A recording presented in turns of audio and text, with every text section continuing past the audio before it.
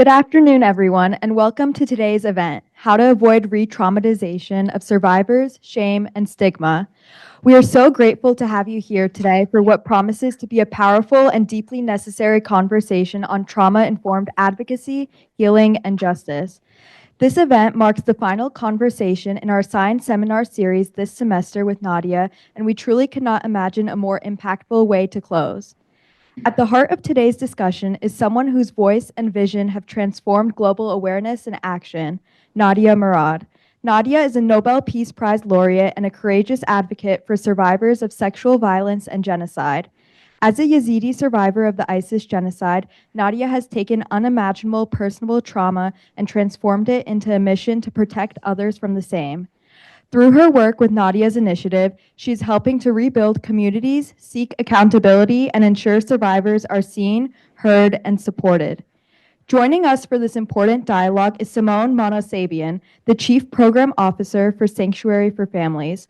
Simone brings decades of experience in international justice and survivor advocacy, having worked at the intersection of law, human rights, and service provision to protect victims of gender-based violence. Her insights into policy and program innovation offer critical strategies for creating spaces of safety and dignity for survivors. Moderating this conversation is Amy Dacey, Executive Director of the Sine Institute of Policy and Politics. Amy has long championed inclusive dialogue and civic engagement, and we're honored to have her guide today's discussion. Today's event is not only about learning how to tell stories, it's about learning how to listen in ways that protect, uplift, and empower. It's about shifting the culture of advocacy so that survivors are no longer burdened by re-traumatization or silence, but instead are met with care, respect, and real change. With that, please join me in welcoming Nadia Murad, Simone Monasebian, and Amy Dacey. Thank you so much. Did she do a great job or what? We're so proud of our student associates.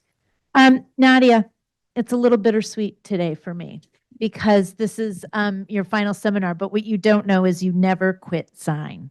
So we're going to have you back and working with us in many different ways. Simone, we are honored to have you here with us and thank you for taking the time.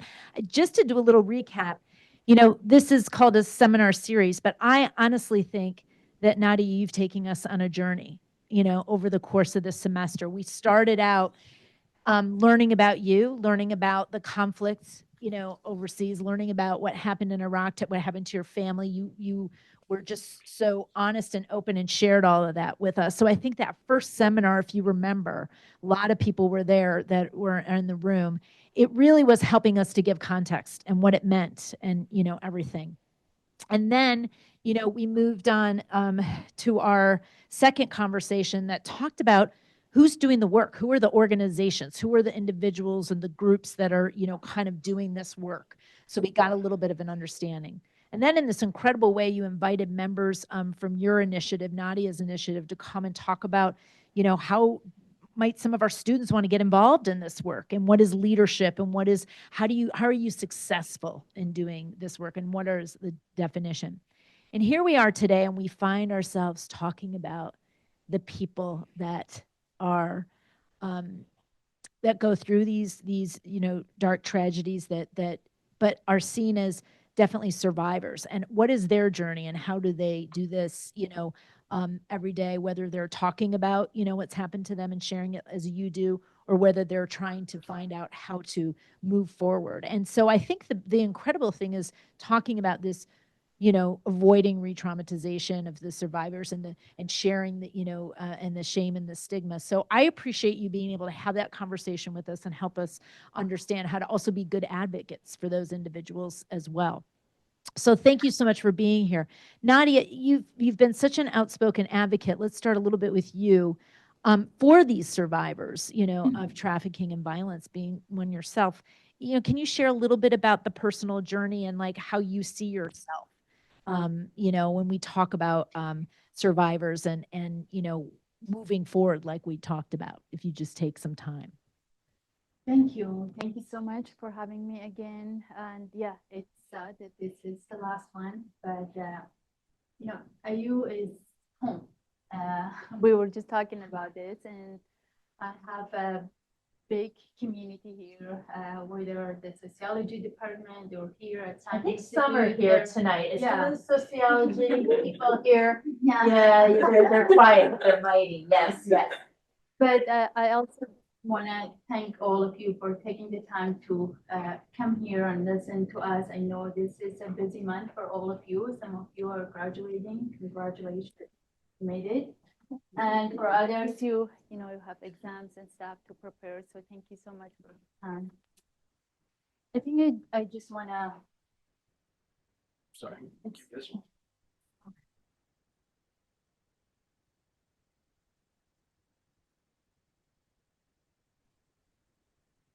Okay, closer. Yeah. You know, I grew up in Iraq with a lot of stories of honor killings. It was stories that were very close to me when I was very young, and then stories from other towns and cities. And it was really dangerous to be a woman growing up there. You know, someone could be killed for dating someone, you know, publicly or going out with someone. And stories that I read, stories were familiar, but also so close to me that we will, you know, we knew about these stories and sometimes about the victims, but it was so scary to even talk about these people in, like, even in the family. We just wanted to let it go. And then there were stories after stories. And of course, there were no laws to protect women. It happened because the laws were supporting the abusive partners. And sometimes it was the entire tribe or the village. And something that was so, it prepared me. You know, I was always aware of the consequences of being a woman in Iraq. And I knew that a lot of women, for example, and when it especially comes to stigma, so many women in all communities in Iraq, not just from one religion or one community, those who were in, for example, abusive marriages couldn't even get a divorce because of the shame and stigma that will come with just being divorced. And a lot of women, you know, decided to stay in that relationship. And but there were also women like my mother who decided that it was not an abusive marriage, but that to my dad she was not enough, and my dad got married over and over again, and she said, well, I think I'm capable That of. was a huge thing for her to do. Right? Correct. Yeah, but then, you know, years later, my sister was divorced, and there was like this stigma, and you know, I remember my sister after she was divorced for 2 years, she didn't attend any weddings, any events in the village because people would say, you know, even though we knew that it was not uh, working for her, but yet you were expected to stay in that relationship. So the way that I grew up with stigma and shame that always blamed women, kept them in abusive relationship, kept them, you know, stopped them from sharing their stories was something that I was aware, but I would have never dared to share it with the world. I couldn't even share it with my friends because the government was not supportive, and you just were taught to let it go and not share it. But with ISIS and what happened to me and the 6,500 women and girls, it was no longer a secret. It was not, you know, a case of, you know, individuals. It was so obvious and it was visible. But still, a lot of them decided not to share their stories because we knew that everyone around us was aware that we were taken into captivity, that ISIS published videos and stuff on social media, opening markets, raping girls, buying and selling them. But it was still a lot of them were saying, I was just there to cook for them. That's it. But it was not the case because we had evidence. And one thing that I realized from that, it was, you know, you may not be in real danger because it was coming from ISIS, but you could feel it all around you. And a lot of women, were saying to me and my friends that, in the future, you may not be, if you share it publicly, you may not be able to even get married, because when you share a story of rape, it impacts your nieces, your cousins, your every female member of your family. For generations, it just comes back. And some other reasons, for example, a lot of women would say, but how if I want to, young girls, if I want to continue my education, and if I go to school, everyone knows that I'm raped, I can't do that. So there were so many consequences. If you shared your story, there was no way you could go back. You were out there exposed to the world, and a lot of the times you could not be believed. People would question everything about you, what you were wearing, where you were, even if you were taken from your own house. I mean, how can survivors of, for example, Boko Haram, that, leave Yazidis out, of Boko Haram who were taken, and a lot of them are actually never were reunited with their loved ones. And I met some of them. I was able to talk to some of them, and we experienced the exact same, form of shame and stigma. And a lot of them had children in captivity, and they were saying the same. I just want to be able to live in a camp that people don't know that I was raped. And even though there are so many stories and people have shared their stories, that there is a large percentage of rapes that are unreported because of stigma, which allows perpetrators and others to continue to do it because they know they have got impunity. And because there's no ramifications in it, and it seems like when you start from that position, it's hard to find a path forward.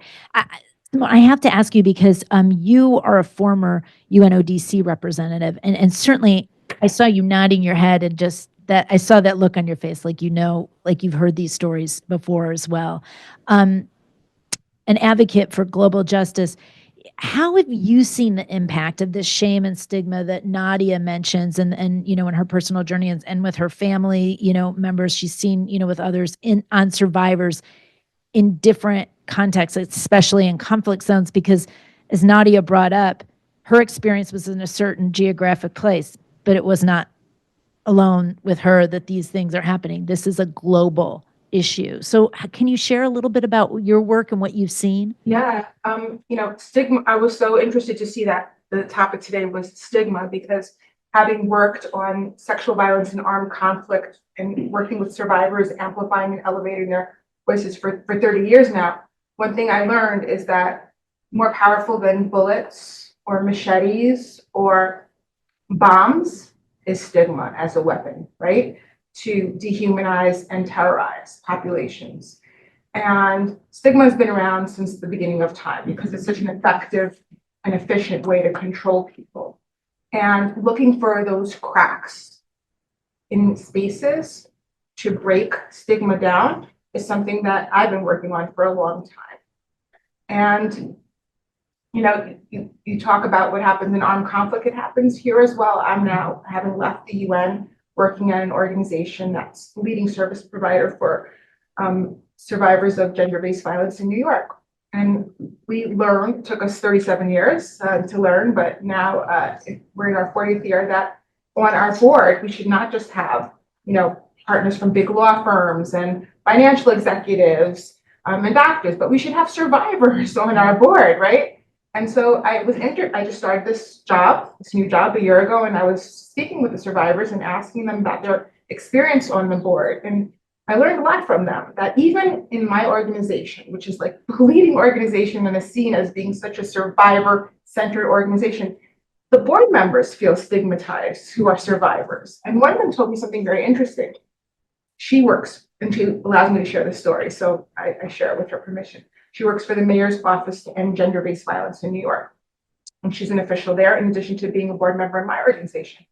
She tells me she regrets having openly identified as a survivor in her job, in her actual work, because everything that she says is viewed through the prism of, oh, this is a survivor who's affected by these things, whose judgment may not be, as nuanced, as detached people who didn't have this experience, instead of understanding the value that she has, which is far more useful in terms of figuring out what survivors need, right? So if a woman who has power, who's on a board, who is a senior official in the mayor's office on gender-based violence, regrets in the context of her work identifying as a survivor, that tells you something, right? That we are not doing a good enough job. It literally was somebody who had firsthand experience, who had more experience than anybody in the room to talk about these issues, felt like that was a barrier. To this day, I mean, she regrets it, right? Because she's marginalized and put in a different bucket from everybody else, right? It's an us and them, right? And so it's a problem. When I first started working for the UN in the year 2000 as a war crimes prosecutor, the stigma was like much worse than it is today. So I'm hopeful that we're moving in some better directions, but the progress is at such an incremental pace. And so I'm going to come back to what I look at as hopeful. In the course of 20 minutes of time, actually it was like maybe 10 minutes of time, on December 16th of 2015, about 3:30 in the afternoon, I walked in a room thinking that business as usual is going to happen.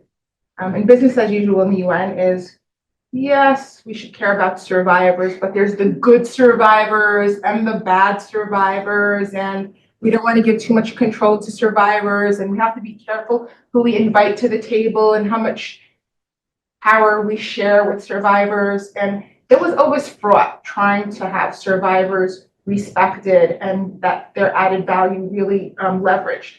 And then at the 7,585th meeting of the Security Council at the UN, somebody came to speak and make demands about how survivors should be considered and how stigma was not acceptable, and demanded that survivors be heard and that redress and platforms be given to survivors. And that was Nadia, right? And Got chills thinking, I'm trying to see the stage, and you see her come out, and please give us a firsthand account. Tons of papers and stuff, because normally I don't pay attention in those meetings, right? I'm like multitasking, like doing 100 things. And I was like, okay, the meeting is happening now. We organized the council meeting on human trafficking. It's the first one we ever organized. And, great, everything, the council is going to make a statement and put this higher on the agenda.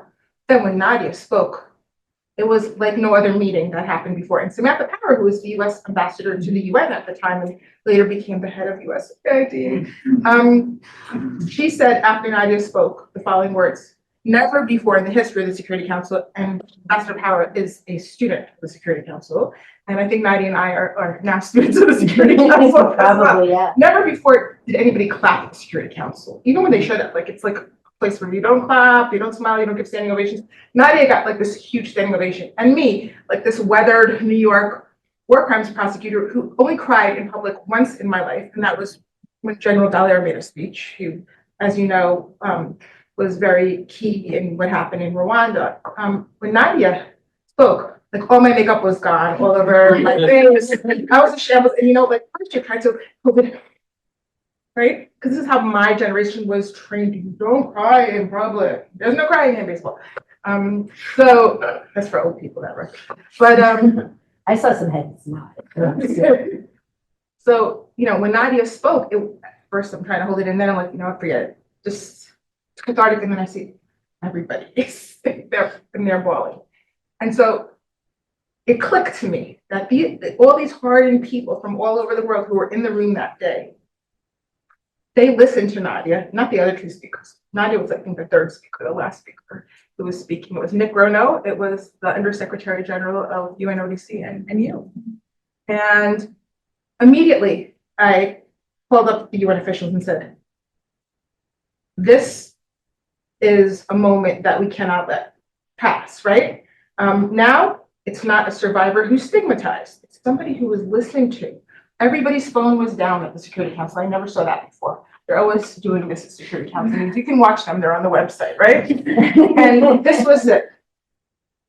they didn't even know what to say afterwards. Their prepared remarks, like they just were speaking for a few minutes without their prepared remarks. Never happened before, right? And there was something about Nadia that clicked with people, that we have to do more for survivors. We have to listen to survivors, and that somehow the stigma problem wasn't evident in that moment.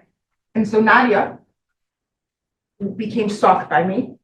And I asked her, would you become the UN's first Goodwill ambassador for the survivors of victims of human trafficking? And in the past, I had appointed all kinds of survivors, Nicolas Cage, all kinds of people to be Goodwill ambassadors. And they were always actors, actresses, or musicians, right? And the UN also would put a lot of sports figures, but never before was it a survivor leader, right? And so now Nadia and I Nadia's like, okay, I'll talk to you, fine. You're a girl. And we decided, without having any speaking engagement or any meeting, to go, this was like 6 months later, to Istanbul and stalk the Secretary General at the World Humanitarian Summit. And so we had no appointment with him. And normally I can get an appointment with him if it's on his official schedule, but this was the last minute thing. But Nadia had to stay in the hallway like all day long, waiting, and till we found somebody to get us snuck in, to have him understand about survivors and putting this higher on the agenda of the Security Council, and in the UN, in terms of development, in terms of supporting survivors, and in terms of having survivors have a real voice in the UN. And so Nadia and Secretary General Ban Ki-moon had a meeting. We were all kicked out of the meeting. Secretary General came late to the closing remarks of the World Humanitarian Summit, and he and Nadia were speaking. And now he is completely won over by Nadia, right? And he's part of the team Nadia. And then a couple months later, he appointed Nadia as the Goodwill Ambassador. Nadia then was voted unanimously by all 193 countries to become the keynote speaker at the Summit on Refugees and Migrants. And now Nadia's voice is on the level of other voices, and it's not that survivors don't have a place at the table. But did that make everything okay? No, it's a start. But that seems like a huge moment. Like you pinpoint this date that this is where it kind of changed, because like you said, the impact that storytelling and survivor stories had, where the used to be the stigma. And so Simone, you put us so in the room. I'm afraid I have to ask, all right, Nadia, give us your version of that day. Because I'm curious, like I love the way Simone set it up and talked about what that was. How did you feel in that room on that day? And did you feel like you actually had that much impact at that time, in that moment in time? I remember I got to learn about the UN in the camps, and it was something that most people in the displacement camps were getting to know about the UN, because I didn't know anything about the United Nations before. And then when I was asked, I was already in Germany, to go and share my story at the UN.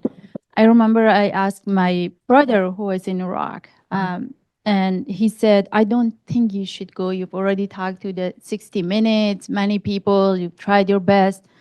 Now you're in Germany.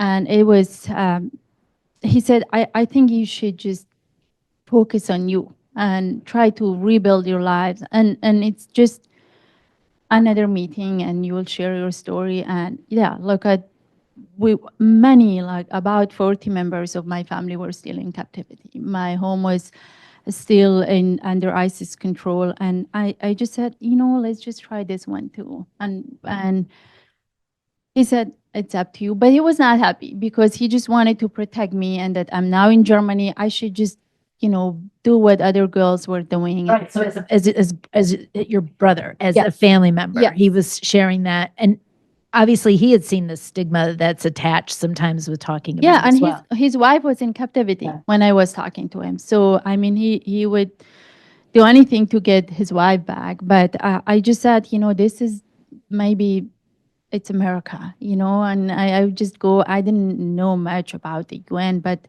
I remember it was just the longest trip I took from Germany, Frankfurt to New York, and I was on my own, and I was so scared, and I cried a little bit. I tried to, and some people next Must to have me. been intimidating. It was Even all so- that you'd been through, it must have been. Yeah, it was my first time like being on a plane on my own, because when I moved from Germany, from Iraq to Germany, I was with a group of Yazidi women and girls. So it was hard, but I knew the reason. I knew that I had to share my story. But honestly, I don't want to lie, I had no idea how much power was in that room. But before I walked into the room, Samantha told me, she said, these people in the room have so much power, and they represent some of the most powerful countries in the world. She said that to you right before you walked out. Yeah. So, yeah, we had a meeting before, right before, and I went in there and I shared. I didn't just want to talk about ISIS because I knew they already knew so much about ISIS, and I went so personal. And most of them were men, representing these countries.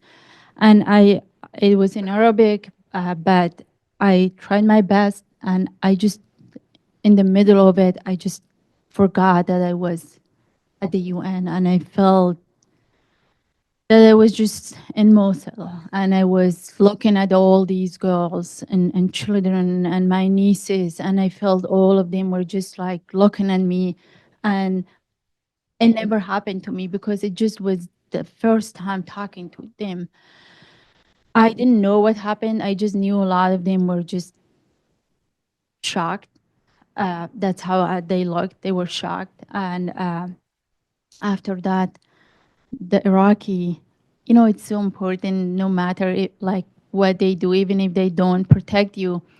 After the speech, the Iraqi ambassador came to me, and it just made like, I don't know, it was emotional knowing that someone from your government is finally listening to you. That was the first one in my own government, listening to me, and he gave me an iPad.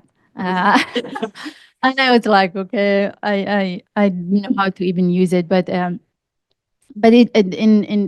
all part of it, I also just found this Iraqi politician who listened, and it was emotional coming all the way from Iraq and having the Iraqis like everyone else listening to me. It was sad, but I was also happy that I was not talking to one specific group of people, but there were also people from my own country representing my own country. Imagine it. And Simone, I'm sure in that room, it's often so much data and reporting and information. And so to get this personalized storytelling, but as Nadia mentions, the Iraq government being in the room, like, I'm curious because, for both of you, the shame and stigma often serves, as you said, as barriers to healing for survivors. So how can governments and communities, and what can they be doing, and NGOs to better address this? What needs to happen? Because it seems like we've come along, but your organization's still at work after we still have to do this work, right? Well, first, I just want to say Nadia said that she didn't realize how much power there was in the room, and she's referring to the Security Council members. We didn't realize how much power was in the room. I love that. I love that. And so, what can we do about this? Let's talk about first what we shouldn't be doing, right? When I first started as a prosecutor in the year 2000 in the Rwandan tribunal working with survivors of sexual violence, this was the attitude of the UN. And we did a lot of good work, don't get me wrong, but we also need to face what we did that was wrong. For example, and read the Murad Code, because every practice that we need to implement is in that code. It is so well written. It speaks to every experience that we had as prosecutors, every mistake. Nobody has to make those mistakes again if they follow the principles that are in the Murad Code. So congratulations to you, Nadia, for coming up with something that is so meaningful.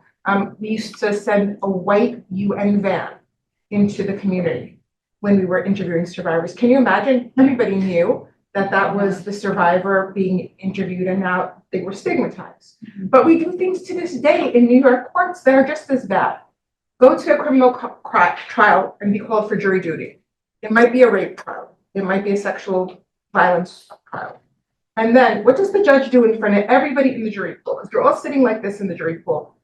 Has anybody ever been a victim of rape or sexual violence? You don't do that in a courtroom like that. That's so backward thinking, and they're still doing that in jury rooms to this day. And that's why survivors need to do the training and the education. And we shouldn't represent the survivors, right? Because that word represent really irritates me. And I'm a lawyer, and I use it all the time. Because what are we doing? We are representing the survivor, right? The survivor should be leading, training, making the decisions instead of us interpreting what the survivor needs, what the survivor is saying, and making mistakes about what we should do with important funding. For example, what used to happen to survivors of sexual violence and armed conflict coming from the Yugoslavia atrocities was that counseling would be offered to the women who were raped. And the women who were raped said, you know what? I don't have time for that counseling. I need to get on with my life. Give the men counseling so that they don't look at us as scarred, damaged goods that they don't want to be involved with anymore. Teach them, right? So all this money and effort that we were putting into giving counseling to the women without asking them what they needed first and foremost was a lesson that we learned. Another thing, it's important to provide counseling, it's important to provide well-being, it's important to provide accountability, a platform, but it's also important to provide economic empowerment to survivors, right? And to pay them fairly for their work. So when you have survivors who are helping war crimes tribunals in terms of helping us prepare our cases. In the UN, in the year 2000, when I worked at the Rwandan tribunal, we were not allowed to hire Rwandans on our cases. Why? Because somehow, if it was a Rwandan prosecutor or a Rwandan interpreter, they were biased, and then the defense counsel could claim that they weren't really interpreting properly. Can you imagine this kind of thinking, right? And when we invite survivor leaders to speak on panels, we should compensate them. They're giving it expertise. If you're inviting a scientist to come and give their expertise, you compensate them. This lived experience is an expertise as well that we need to take seriously, right? Other practices that I would suggest is, I see an alarming trend these days that we should look at stigma as bad in any context. Yes, stigma is bad, but when people commit sexual violence, let us not go so far as some are suggesting, and this is my personal view, to say that the survivors should be encouraged to forgive the perpetrators, that forgiveness is the road towards a better life for everybody. For some people, it's not. And forgiveness is a personal choice, and it should not be imposed or expected or a political goal or funded, right? Unless a survivor wants to make that decision themselves. We shouldn't put survivors in buckets. Nadia and I were discussing this, the good survivor and the bad survivor. That's why some of the survivors Nadia was talking about said, I was only cooking in the kitchen, right? And we also have to tailor our responses in terms of survivors. A group of survivors that I work with, I then, after working in Rwanda, went to work in Sierra Leone. And a lot of the young women there were forced to be child soldiers. That was not their choice. And what a child does, right? Or even a young person who may not be a child, who's forced to do these things. We have to find ways to bring them back into the community when we can, right?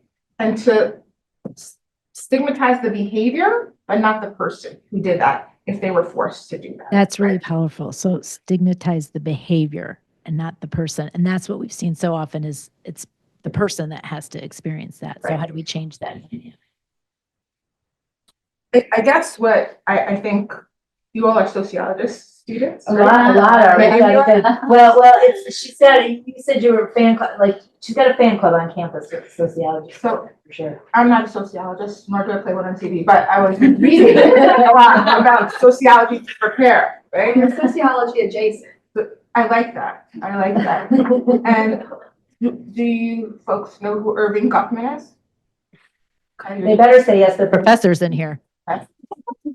So I understand, I just learned this week, right? So I'm one perpetrator, right? Like I know all this stuff, but it's supposedly one of like the foremost thinkers of sociology in the 20th century in America, right? Yeah. And so I like what Irving Goffman said, which is the stigmatized individual is asked to act so as to imply neither that his burden is heavy nor that bearing it has made him different from us, right? And it's such an interesting quote that, you know, from the 70s that the sociologist was saying and talking about stigma and the power of stigma. And what I can say is this, there are so many opportunities to break stigma down. That should be our action plan, right? Elevate and amplify the voices of survivors, not through us leveraging them, but through providing opportunities and assistance so that survivors can speak instead of us, right? And learning from survivors. Nadia is like one of my best teachers I ever had. What I worry about also in terms of, you know, where we're heading now is that it's easy to say, yes, we don't believe the survivors should be stigmatized. Yes, they should have a place at the table, but sharing power is very difficult for people to have had the power to tell survivor stories and decide what should be done. And so I think that a lot more needs to be done about that. Well, it's such an important perspective to put, and let's go for a minute to the Murad Code, shall we? Like the overarching principles: understand survivors as individuals, respect survivor control and autonomy, be responsible and have an integrity, add value or don't do it. I think so much, and when you were creating and crafting this, words matter, right? I mean, language matters. So Nadia, for you first, but definitely for you too, Simone, like how important is the language used to describe survivors of violence and minimizing shame, you know, feelings of shame and guilt? And to me, it's like, what changes do you think are necessary in media and even in advocacy, so that not only people who want to help understand, but like how important is language? I think language is so important. And I remember in my community, there was not a word for survivors. And for so long in the camps, people were saying those of ISIS hands. You know, it was like the way that, Right. yeah, the way they were like, they didn't even have a word for survivors. And they were saying those who came from ISIS hands and ISIS hands. And I remember meeting someone in Germany years after I moved to Germany, and she asked me if we were really completed, like a full person. And I said, "What do you mean by that?" And she said, "I don't know. I've heard that a lot of those of ISIS hands are not full human beings. Like they flash so much." And I knew like she didn't mean that, you know, physical parts of our bodies, which a lot of them did because of when the coalition was fighting ISIS. But it was the way that, you know, we were not able to talk the way we want. We lost so much part of us that we were trying to prove ourselves every single day in the camps while waiting for food or even after we moved to Germany. And language is what encourages survivors to share more or what they want to share, or it can also stop them, prevent them from sharing more. A lot of survivors were asked over and over again about, you know, what they were wearing, for example. And there are museums even like having, for example, survivors' dresses and stuff, just telling people that they were, it's not about what you were wearing. These people were taken from their home. And even if not in conflict zones, in other parts, it's not about what you're wearing. But if you say like a bright color, then you might be blamed. And then that leads to also self-blaming and self-stigmatization, because sometimes you're just They getting second from, guess. Sometimes you can yes. second guess yourself and Exactly. how terrible that is. Yeah. But I think it's so important to take your time. You know, like if you don't know how to talk to someone with an experience like that, don't do it. let somebody else do it. And I think it for survivors, a lot of them, I mean, I've never blamed my sisters from not sharing their stories. And their stories are so important. I know some parts of their stories, and it's even worse than my story. And I think their stories are worth to be shared with the world.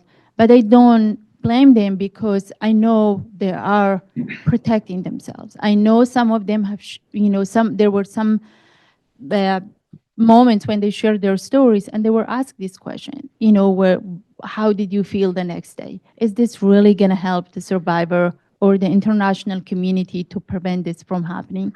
There's so much more. And actually, something that I always share about ICE is they were just so clear about what they wanted. These are women, young. We're taking them for rape because they are women. We will rape them. They had no other reasons to take them. Well, of course, your religion mattered, but it was also just the way they viewed women. And then you come out of that experience, whether it's ISIS or Boko Haram or domestic violence, and then you are being asked over and over again the same questions. You're not giving control over what you want to share and what you think it's important.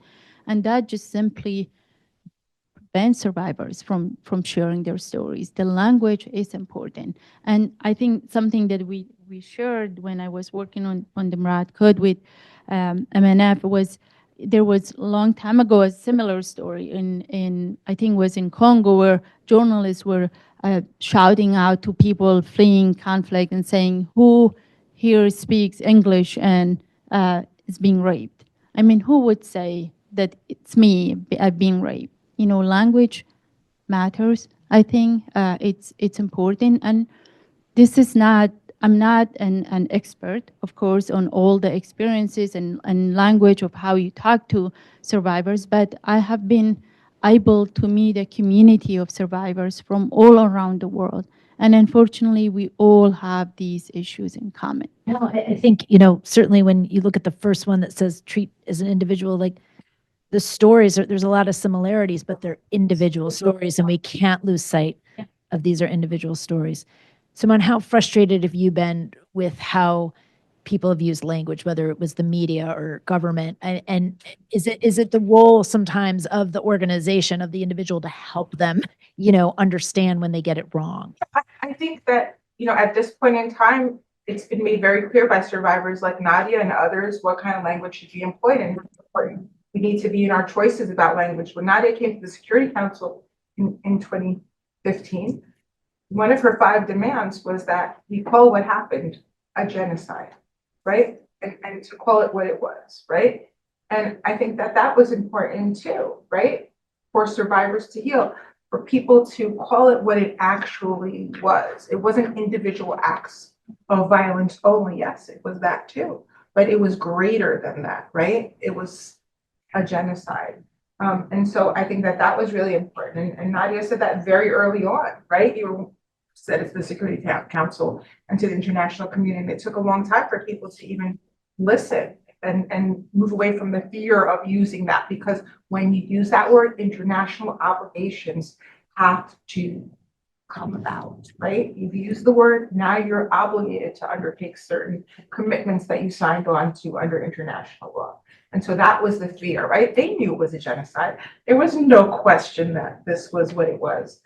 When Nadia talks about, oh, what were they wearing? The saddest thing I ever saw in prosecuting sexual violence and armed conflict was in one of our cases. A witness, I remember her name, they used pseudonyms in the Rwandan tribunal, TA, was asked by a defense counsel, you told me you were in the bush, the jungle for a week and they raped you repeatedly over the whole week. And it's very hot over there. You're telling me that you had no showers, there was no place to wash or clean, and that these men would rape you smelling as bad as you would have to smell after being there for 7 days. Actually said that. There's a transcript of this. Can you imagine? And that judges didn't put those lawyers in contempt or take away their credentials to appear in that court. I mean, everybody's entitled to defense. I was a criminal defense lawyer before I was a prosecutor. I am against mass incarceration. I think the criminal legal system in the US is highly flawed and never was a prosecutor here because of that. But that judges in an international court, which should have the highest standards and the best understanding of humanity, would allow a defense lawyer to talk like that to a survivor and all bloody hell wouldn't break loose. Well, you know what? Yeah. The survivors, Rwandan women, it's always a group of survivor women who do the hard work, right? They got together and they stopped cooperation with the Rwandan tribunal. So the UN's work, no witnesses would come from Rwanda. And they said, this stops right now. And it changed all of that, right? And stigmatizing survivors with the imprimatur of the UN was not happening anymore. And you know what else came out of that? The survivors were getting antiretroviral treatment, right? Not just the accused who were in the UN jails, which had really good standards compared to, the jails in Rwanda, but the women were getting it now. So when survivors got in the door and were able to ask for what they need, the whole experience changed, right? But it shouldn't come to that. It shouldn't come to saying we give up about this process. We're going to make our own trials. We're not going to, cooperate with the international community. So I think listening is the most important thing, and always remembering that survivor leadership has to be both therapeutic and political, right? The therapeutic part is to facilitate healing and recovery, right? And the political part is to have redress for the systems, the norms, and practices that are the cause of interpersonal violence, right? Or gender-based violence in instances of sexual violence and armed conflict. So making sure that the therapeutic and the political are tackled at the same time is really important, that they operate in parallel. I do want to save time for a couple questions, but there's something I have to ask, because I think, how does the global community help with this? How do we, as individuals, sometimes, you feel like this is something happening over there, but this is something that we should care about in every community, because as you said, there's no country that doesn't have this in some way, shape, or form, even the United States of America, and so what is the importance of the global community getting involved? You went and spoke to the UN, the work that you're doing, Simone, this is a global crisis in a sense. And so how do we, as individuals, wherever we are, help with this to break that stigma, to help survivors? What can we do as individuals? I think I just want to add to what Simone said, or just say, what you really said, listening is the first step to help. If you don't know, if you don't listen, there's no way you can help. And you may make the same mistakes as we were talking about it, if you don't know much about it. So listening is important. The other thing is that, you talked about representation. I think we need to get rid of that. Survivors don't want to be represented. They want to be able to share their stories. I think one of the main reasons that I pushed myself so hard to be able to learn the basic English, it was that I wanted to be able to communicate with people in my own words. There were people translating for me, but it was so important for me to represent what my story, my Control over your story. yeah, but not be represented by even translators, that I was not able to understand what they were saying about me. So it's really important to bring people to share their stories, to know that these individuals and group of women and girls who have been raped, who have shared their stories or not, they're like all of us. They have dreams and hopes, and they want to have a better life, to understand them. And the international community there is a great awareness about this topic. It's not new. It's very old. They have seen it in all conflicts. They are very aware of it, and they have, if not heard from survivors directly, from their staffs and people, organizations that they support. And I think they continue, a lot of them, to see it as just a side effect of conflict, but it's changing because survivors are taking the lead. I mean, I was in Ukraine, in Kosovo, in many places where it took place, and survivors are taking the lead, and we must change that. But in many places, it's still really bad. Like even in Iraq, for example, for the first time, the government, years after ISIS committed a genocide and sexual violence against Yazidis, they passed a law, it's called the Yazidi Survivors Law, to provide financial reparations to survivors. And when it was implemented and they started to call survivors, they were asking every one of us to bring two witnesses to the court to tell them that we were actually raped. And I said, then we called and we were able to reach out to the UN because a lot of countries supported the law. We supported. I visited the capital, talked to the government, and then survivors, friends, family members started to call and say, I don't want that. It's literally the definition of re-traumatization. Exactly. Why anyone would walk into a court, take two witnesses with you to tell the judge that you were actually raped? How do you think that support afterward is going to help that survivors to heal and move forward? It's not. So there's so much, even when there are positive changes, there's still so much within that change that you need to work on it and make it better for survivors. But any final thoughts before we go to questions? Because I know they ask good questions too, by the way. Excuse me very quickly, that also in not re-traumatizing the survivors. Like I did something bad to Nadia, which she's never said, because Nadia is a very kind person who took pity on my stupidity. But during your appointment ceremony, I played a snippet from the video of you testifying at the Security Council. And I didn't tell you beforehand that I was going to do that. And I saw the pain that it caused you. And I thought naively, right? Me, who's been a prosecutor, who's very cerebral about these things, well, I'm not going to have Nadia tell her story again. This is not going to re-traumatize her by showing, a snippet. And I need people to understand this. But, that was not a good practice that I did at your appointment ceremony. And I've learned, to do better. We never talked about this, but just upon reflection now. And so everything should be trauma informed and discuss with the survivor. And even if there's a language barrier, make sure you have a good interpreter that the survivor has confidence in. And sometimes that won't be the official interpreter. That might be somebody who they trust, who may not have the best English skills, but will make sure that what Nadia is saying and is understanding is correct, right? What we do with survivors now, sometimes we have official translators. We won't use them. We'll use somebody who we trust because the survivor trusts that person. So just, having a trauma-informed approach is really important in everything we do. And letting the survivors speak about what they want to speak about is the most important thing.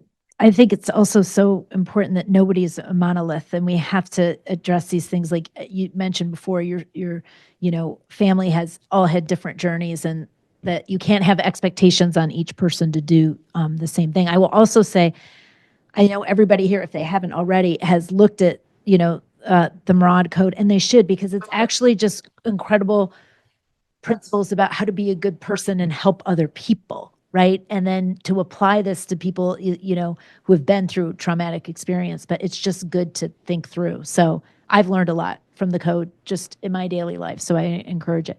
Who has a question for Nadia and Simone? Katie's going to help us out. She always does. Thanks, Katie. Hi, my name is Sydney. I'm a sophomore justice and law major here at AU with a concentration in terrorism and security studies.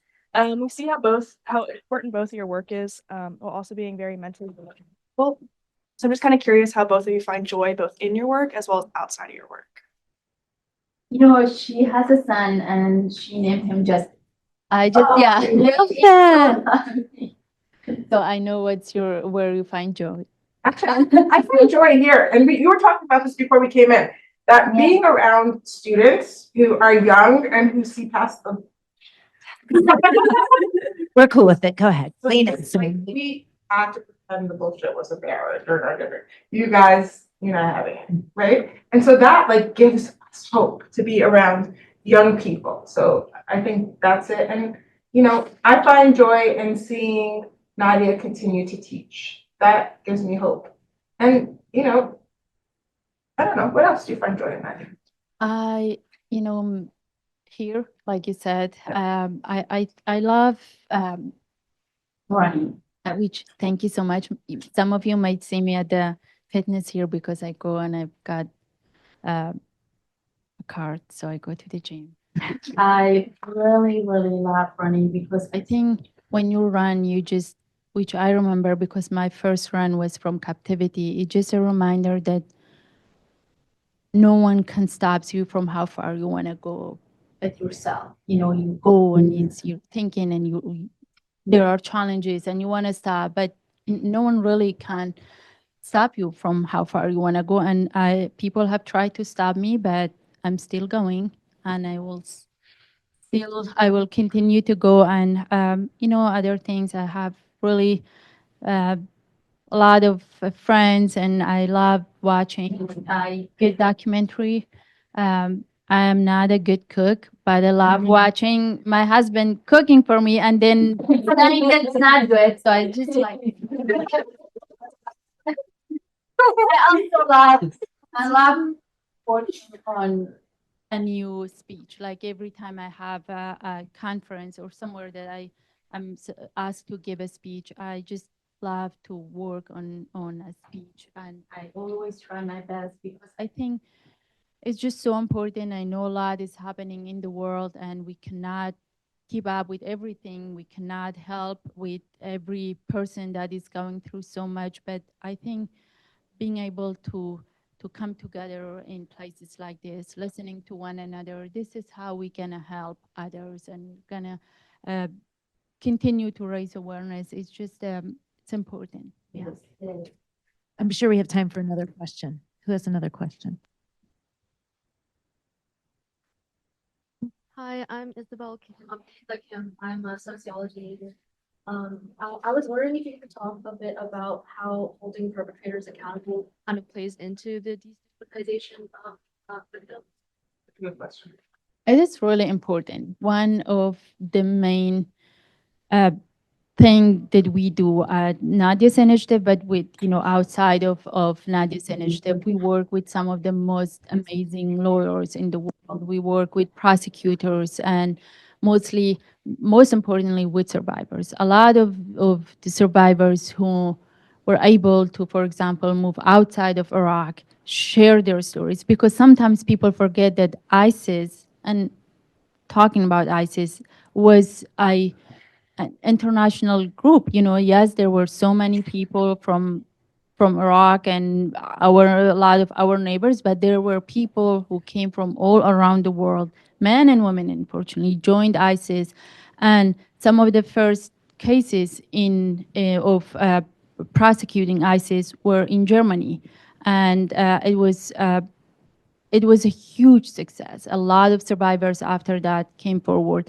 And even though that survivor was able to go to the court throughout the process, but never showed her face until today, because she wanted to be able to, after that, rebuild her life. And she has a son, and I talked to her, I know her, and she never shared her face publicly, but she went to every hearing, and she was able. And she told me one thing. She said before what ISIS did to her, she never heard of the courtroom, like people can be lawyers or anything. She never went to school. She never left her farm, and yet she was taken into captivity. Her daughter was killed, her sons were taken, her husband, and she was able, after she was displaced, to come and share her story. And two ISIS members were publicly held accountable in Germany. Of course, there are very few cases, and it's a long road to justice. It's slow and it's very painful. But when you see a survivor there at the court and see perpetrators being held accountable, it just brings hope to all survivors. And that is so important because they prioritize that over financial reparations or going back or moving outside. They prioritize accountability over all the other things. Yeah, I would just say about the accountability, I couldn't agree with you more, Nadia. And, it's not only is it a long road that Nadia set, sometimes there's a couple of steps backwards, and this is what we have to be careful about. So I thought when I worked on my prosecution case in the Rwanda tribunal, when I left, that the 3 accused who were responsible for inciting sexual violence and dehumanizing people through being the owner of a newspaper and a radio station, they were broadcasting genocide. They facilitated all the stigma against the Tutsi population, making people who were neighbors and who got along one day able to take a machete and kill their next door neighbor because they had been sensitized, right? From that hate speech, hate these people, be afraid of these people. If you don't kill them, they're going to kill you one day, right? And so when they were convicted, these leaders of the media, all the survivors, couldn't believe it, even though they testified and bought into the UN's trial and did their best, they never believed it. And they were so happy afterwards that they got justice, right? And that was December 3rd of 2003. And then 3 years ago, I think it was during COVID, I got a call from The Guardian that one of the accused, who we got a life sentence for, Hassan Ngezi, was likely to be released by the Rwandan tribunal because there's a residual mechanism looking at issues of parole or pardoning people for humanitarian reasons if they're very sick or aged. And so I was very surprised because I knew Hassan Ngezi was neither sick, he never took accountability for his case, for what he did, never made reparations, was behaving very badly in jail as well. And even if he behaved well, I mean, he was responsible for 1 million Tutsis being killed because his magazine incited it more than any one bullet could. And he was about to be let go. And this judge had just let the other person in our trial go off on humanitarian basis because he was old. So look at that. That what was in 2003, the judge's will, that 3 people should be having life sentences. Another judge, 20 years later, it's no longer a big deal. They're old. It was civil war. These things happen. This is the consequence of war. We have to bring these people back into society. So this is a problem to minimizing what happened generations later. And Nadia was Nadia was awarded, and rightfully so, to be a Nobel laureate just a few years ago. And what's really important to me is that as we move farther and farther away from what happened to the Yazidi population years ago, that we don't forget that those people who came to Nadia and said, this is horrible, I want to do something about it, stay with her cause and don't move on to the next popular cause of the day. I mean, this is what my concern is, that we are very fickle in our help. And that's why the Murad principles: don't get involved unless you're really going to help out.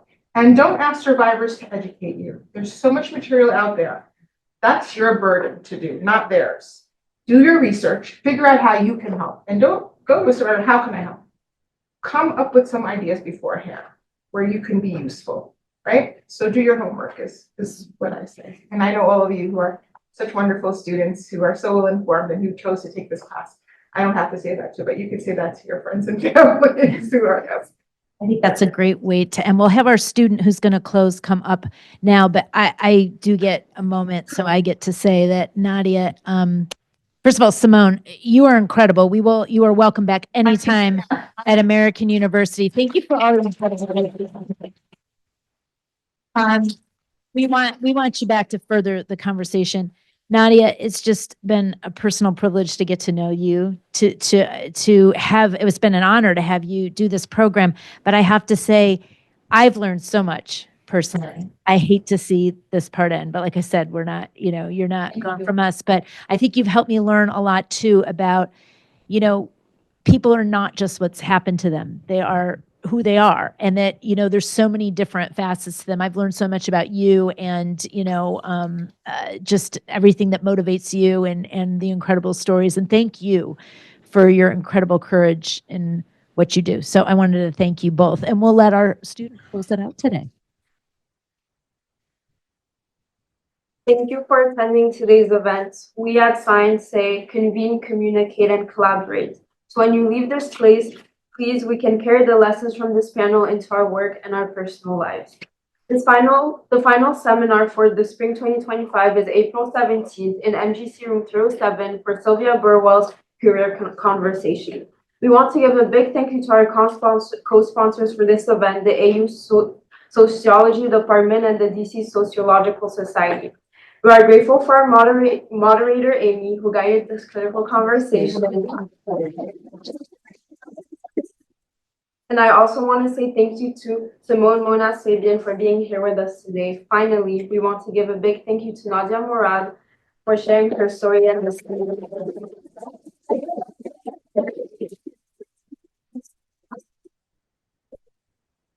Thank you so much. Thank you, everybody. Thank you.